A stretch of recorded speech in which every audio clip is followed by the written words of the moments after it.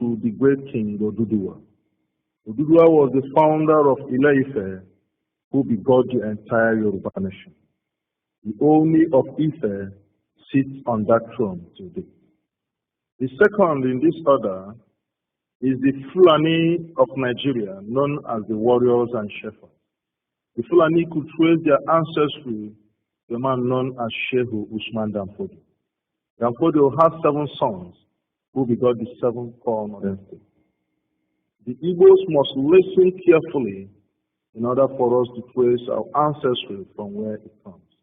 In the words of Marcus Garvey, a famous philosopher, he said that any man without the knowledge of his history and roots is like a tree without the necessary taproot. And so it is that the origin and roots of the Igbos could be traced to Israel, home of Jacob. Jacob was the father of Israel, who had 12 sons, namely Reuben and Simeon, Levi and Judah, Dan and Naphtali, Gad and Asher, Issachar and Zebulun, Joseph and Benjamin, written in Genesis chapter 29, verses 30. The 12 sons of Jacob later became the forebearers of the 12 tribes of Israel. Gad in this order was the 7th son of Jacob, who had 7 sons, namely Ziphon and Hagi, Shuni and Isbon, Eri, Arode, and Are. Go to Genesis chapter 46, verses 16. Eri, together with his 2 younger brothers, Arode and Ale, later became the 3 ancestors of the Igbos. Another question, sir. Can you explain why the 3 ancestors of the Igbos migrated to this place known as Eastern Nigeria, and in what year? Yes, I can explain. Sometime in the Middle Eastern countries, famine struck for about 7 years, and the surrounding neighboring countries were forced by hunger to turn in Egypt. And so Jacob and his families and relations were forced to stay in Egypt. But before this, one of the sons of Jacob, known as Joseph, had been sold to slavery in Egypt by some of his brothers. Joseph later rose to be the governor general of Egypt under a certain king known as Pharaoh. Jacob and his sons and relations who traveled to Egypt were about 70 in number. They lived happily in Egypt until they began to suffer persecution in the hands of the Egyptians. Later, Eri, the 5th son of God, foresaw the persecution and wickedness of the Egyptians on the Israel. He decided to live in time. He thought that a time is coming when the Israelis in Egypt will be taken as slaves. And so, Eri left with his brother Arode and Ale, together with his half-brother, who later begot the sons and people known today as the Ijaw nation. A lot of people from the tribes of the Edomites also followed in this journey. The Edomites that followed Eri today later begot the present Edo people of Nigeria. They made their journey through Ethiopia and Sudan and landed in Aguleri around the year 1305 BC. Aguleri is the first ancestral home of the Igbos. Another question, sir. What are the evidences that Eri and his companions first settled in Aguleri, the first ancestral home of the Igbos? The evidences that Eri and his brothers settled in Aguleri are many. There is a house in Aguleri today built by Eri known as Obugad. That house today is a temple and the house of Eri himself. It is still located in Aguleri, known purely today as a tourist center. There is also a Trinity tree at the burial place of Eri. These trees are 3, but strongly united by a single taproot. You can see them in Aguleri today. Eri was a religious man, very strong and resourceful. He lived with his brothers so closely until they developed one culture and language identity for his descendants to come. This generation was later known today as Igbo. Later, his brother Arode and Are dispersed to different settlements, making up the various towns of Igbo today. Eri and his companions were not dark in complexion. It is because of the hot climate here that changed their color to the present dark brown. Another question, sir. Can you point to us, sir, some of the descendants of Eri today? Answer. Eri, the first father of the Igbos, has about 5 sons, namely Agolo. Agolo was the ancestor of the people known today as Agolero. The second son of Eri he named Ata. His descendants could be seen in the present Ata kingdom of Igala in Kogi State. The third he named Oba, while the fourth he named Hebrew, in remembrance of his origin from Hebrew. The last of his sons, known as Mary, who begot the present and the kingdom. The Igbos came to be known from the word Hebrew, the name of the first son of Eri. Eri loved his first son so dear that the name Igbo today came from the corruption of the word Hebrew, which is the name of the first son of Eri. The first son of Eri was very fiery and highly spiritual, that he was the greatest in the love of roots and herbs, which he uses for spiritual and magical purposes. The descendants today include Igbo Etiti, Igbo Adabwe, Igbo Eze, etc., what you can know today commonly as the Nsukka people of Nigeria. They fell into the states of Anambra and Enugu under state creation. Till date, the people of Nsukka are hugely feared because of their knowledge of roots and herbs for religious and spiritual purposes. Other descendants of Eri in the present Igbos include Nsukka, Enugu, Oka, Onisha, and Nnewi, Ila, Abo, Wale, Ogwashuku, Ibuzo, Asaba, Eziagu, Neni, Adazi, Oko, Oreri, Nwe, Mpo, Okija, Nando, Nnokwa, Achara. They later made up what you know in the Anambra state of old up to Delta, Kogi, and Enugu. It should be of note that some people of Ibagwa of Nsukka may have had their way through where you know today as Nkano, especially in Nike. That is the reason today the Nkano people sees the Nike as the eldest known as Ndiji. Till date, in every gathering of the Nkano people, the tradition of kola breaking must be presented to a Nike man. Another question, sir. How old was Eri when he died? And how do the Igbos remember Eri today? Eri, the first ancestor of the Igbos, died at the age of 140 years. He was buried at Obugad in Agulere. Obugad could be located till date, that it serves as a tourist place for the Israelites. The native people of Agulere remember their grandfather Eri so dear. They perform annually a traditional feast in remembrance of the return of Eri. The Igbos, while describing a very long time ago, used to say Mberi or Erimbe, meaning long time ago. Agulere is the ancient Edo kingdom, narrated in some of our Igbo folk tales of old. Another question, sir. How true is it that Eri was a man of wealth and means? Answer. Eri was wealthy and resourceful, almost like his great-grandfather Abraham. The wealthiness of Eri could be seen today in his descendants, that the Anambra people of Nigeria was home to the wealthiest citizens in Nigeria and beyond. Sir Louis Odumegwu Ojukwu was the first African to be a millionaire. Another question, sir. Can you also tell us something about Arode, the younger brother to Eri, and where can we locate his descendants? Answer. Arode was the immediate younger brother to Eri, as recorded in Genesis chapter 46, verses 16. Having lived together with his brothers, later dispersed to begot the present Arochukwu kingdom. Arodi was as industrious as ever and naturally blessed with the gifts of arts and craft. This could be shown in some of his descendants, the Abangwa people of Aba, that they were the first industrialized developed part of Nigeria and known till date as the Japan of Nigeria. The Arochukwu was famous for commerce and trading and wholly linked to the slave trade.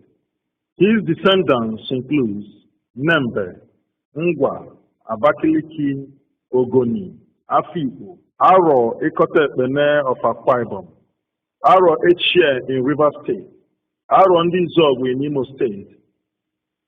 The people of Arochukwu could be seen virtually beyond Nigeria due largely to slavery.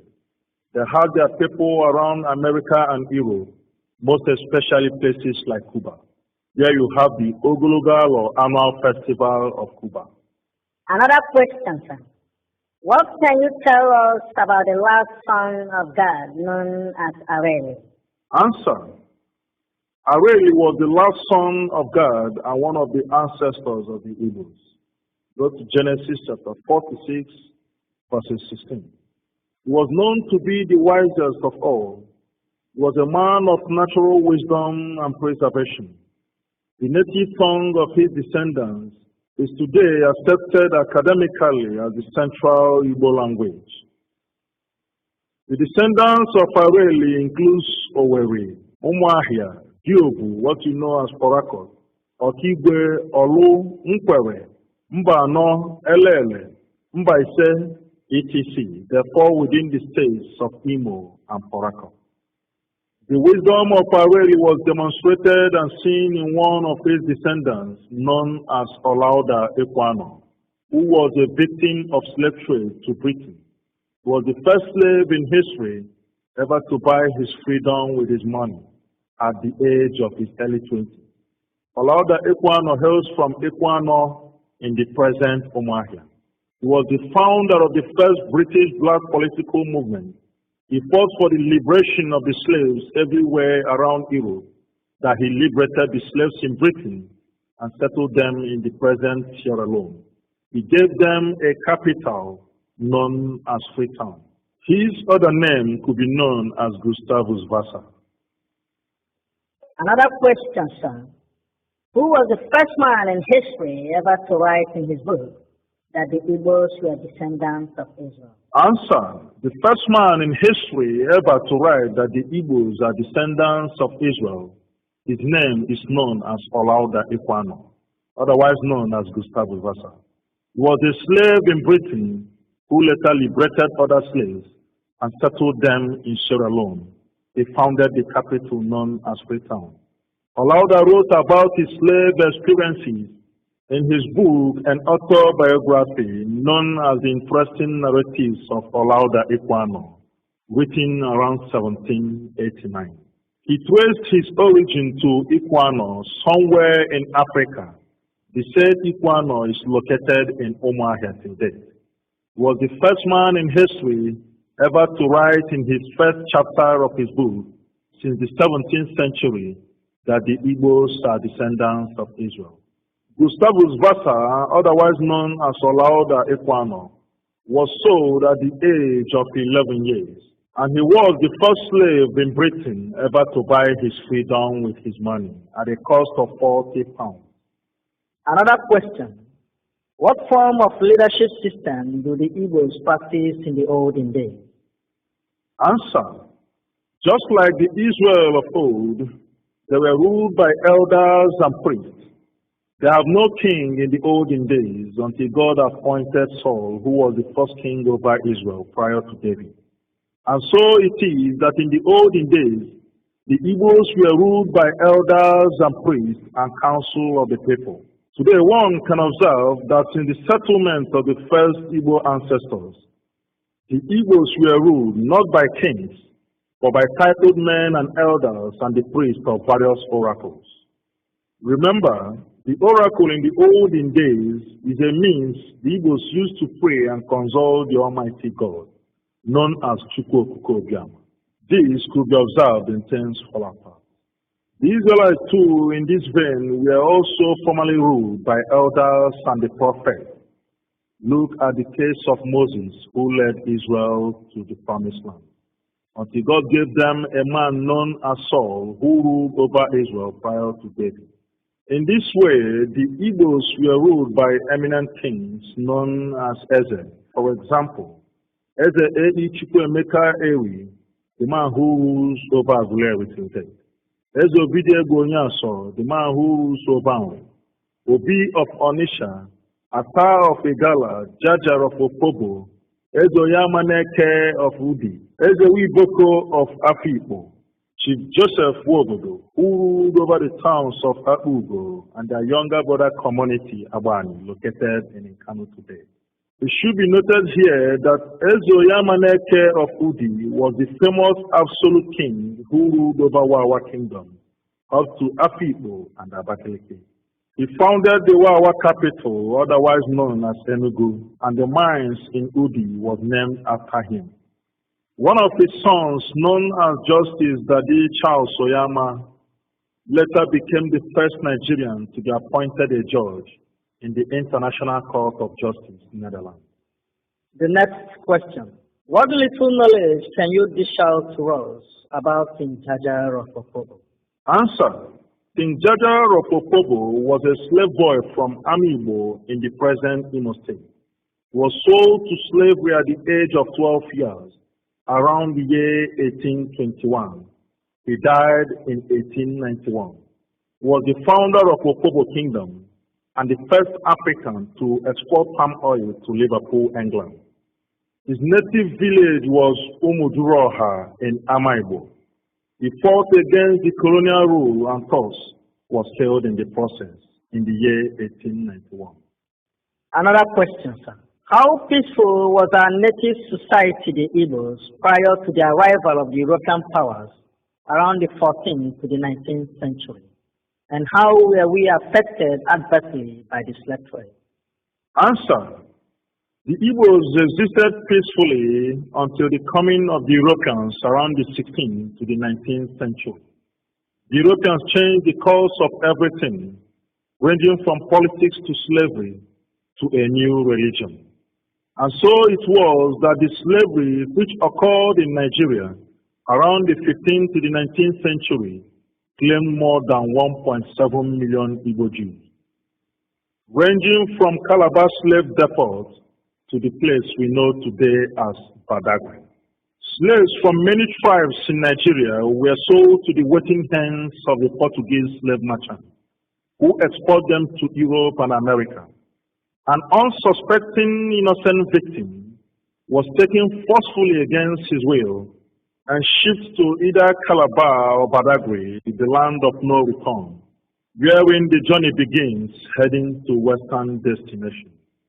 The slaves of Igbo origin were the hottest in demand anywhere in Nigeria, especially Calabar and Badagry, that the Europeans had to ascertain the nativity of his would-be victim with a question to the local merchant, Oyibo, meaning, is he, she, a slave of Igbo origin?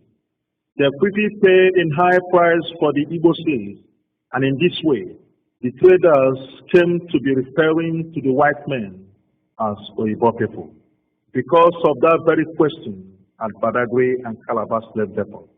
All over Africa, the white men came to be known today as Oyibo, while the Igbos called them Ndi Oyibo.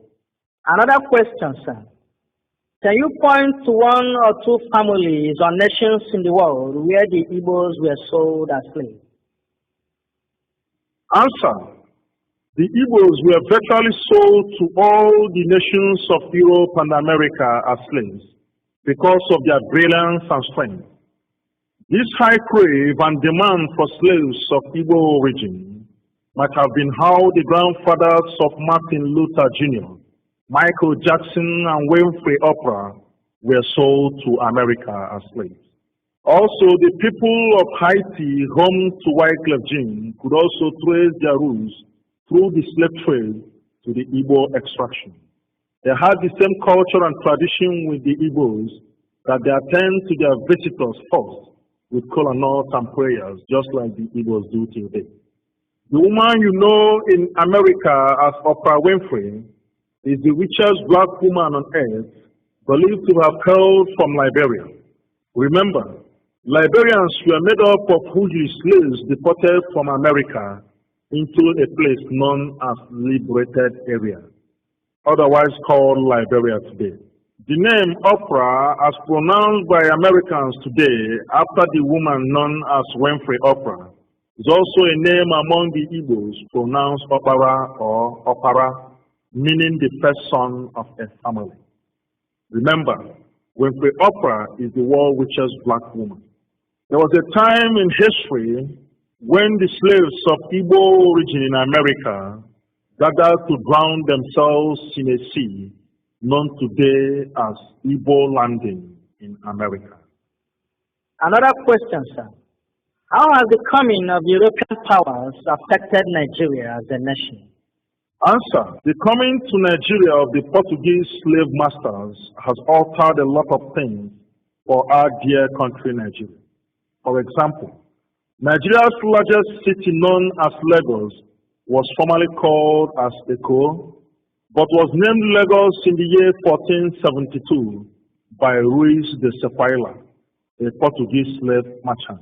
Lagos is also the name of the oldest slave city in the world, known as Lagos City of Portugal, which have existed more than 2,000 years.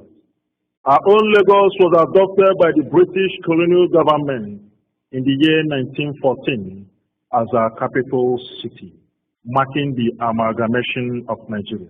Lagos, otherwise known as Center of Excellence, has since existed as the capital of Nigeria until 1991, when our loving and able President, General Ibrahim Badamasi Babangida, moved the capital from Lagos to Abuja.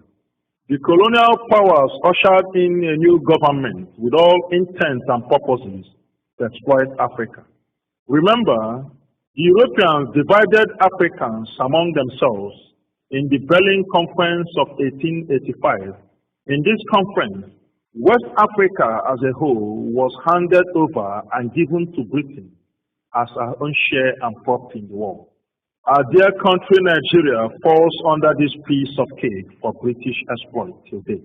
This attitude gave birth to what you know as colonialization. Another question. Who was the lady that gave the name Nigeria, and what did she have in mind when she pronounced Nigeria to his boyfriend, Olaudah?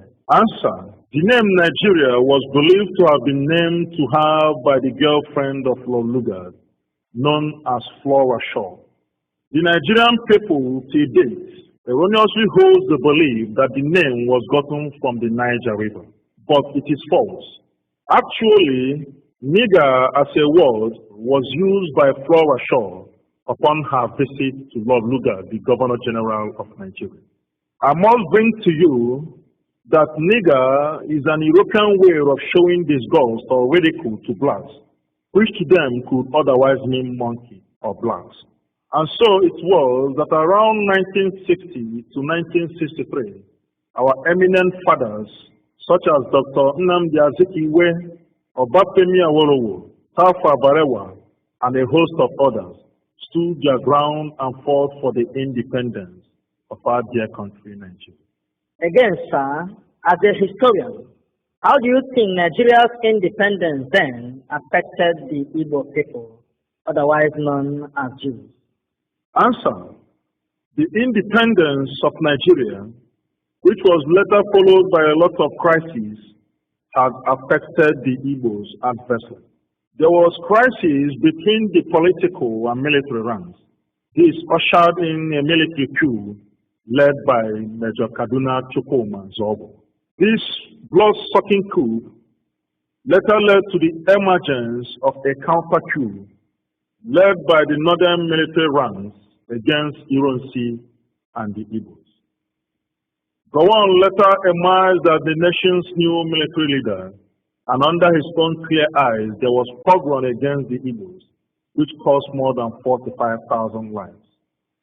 This ill-fated crisis led to a revolt and misunderstanding between the then federal government leader Gowon and the leader of the eastern region known as Olaudah Equiano, and so the war ensued. The Nigerian Civil War, otherwise known as the Biafran War, led to the loss of life of the Igbos in a number of 2, if not 3 million Igbos, mostly women and children who died from starvation and hunger. I must say that the defeat of the Biafrans is an European way of total defeat against the Africans. This could be seen in the publication of a British journalist by name Richard West, who once said, after looking at the Biafran spirit of the war, that the defeat of the Biafrans is inevitably the defeat to the Africans' independence by the Europeans. Another question. What do you know about the origin of the name Biafra? Answer. The name Biafra was traced to a Portuguese early explorer who had come around the rivers of Ogoni known as Bight of Biafra. His name is Joao de Biafra. The word Biafra was first pronounced by Chief Frank Okubo. He hails from Ijo. Olaudah Equiano adopted that name after his new nation between 1967 to 1970. Going back to Israel again, sir, what can you say about the life of the Igbos and the Jews? Answer. The Jews, otherwise known as Israel, have a lot of things in common with the Igbos. Till date, the name Ada is a name among the women of Israel. It is also a name among the Igbo people till date. Ada is recorded in Genesis chapter 4, verses 19 to 20. The Igbos pronounce Yahweh in every Igbo gathering, especially of elders. Yahweh is pronounced Yah for short.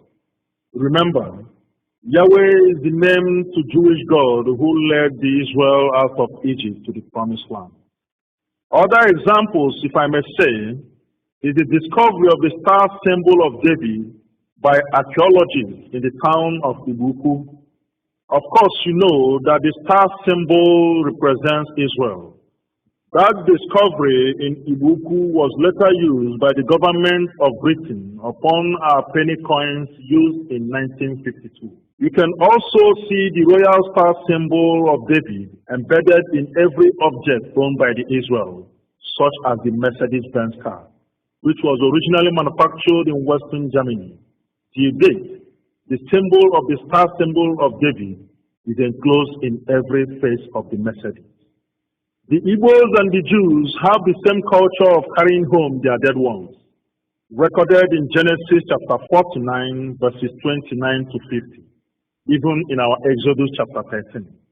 Further careful look about the understanding of the nation of Israel to the Igbos could be seen in one of the publications of a leading newspaper in Israel called Haaretz Magazine, when on 12th October 2005, it declared that the Igbos are Israel through God.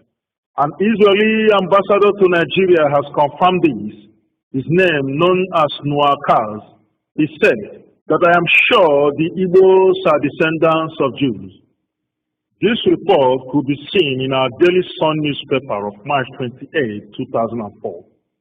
The early missionaries are aware that the Igbos are descendants of Israel, but they were under strict warning to keep the secret by their leaders from Europe, for fear of losing the Igbos to Judaism, the religion of their forefathers Israel. The second to the last question, sir. As an oracle of history, sir, can you remember the native currency used by the ancient Igbos of old for commerce and trade? And what history can you attach to it? Yes, I can remember. The native money used by the Igbos of old was known as Ego Ayoro, or what you can know as cowries. Cowries, otherwise known as Ego Ayoro, was gotten in quantity in a community known as Okpogo. Okpogo is a community located in the present Eziago. Later, all over Igbos, cowries known as Ego Ayoro later came to be known as Obogo till date, after Obogo community in Ejiago. The last question, sir.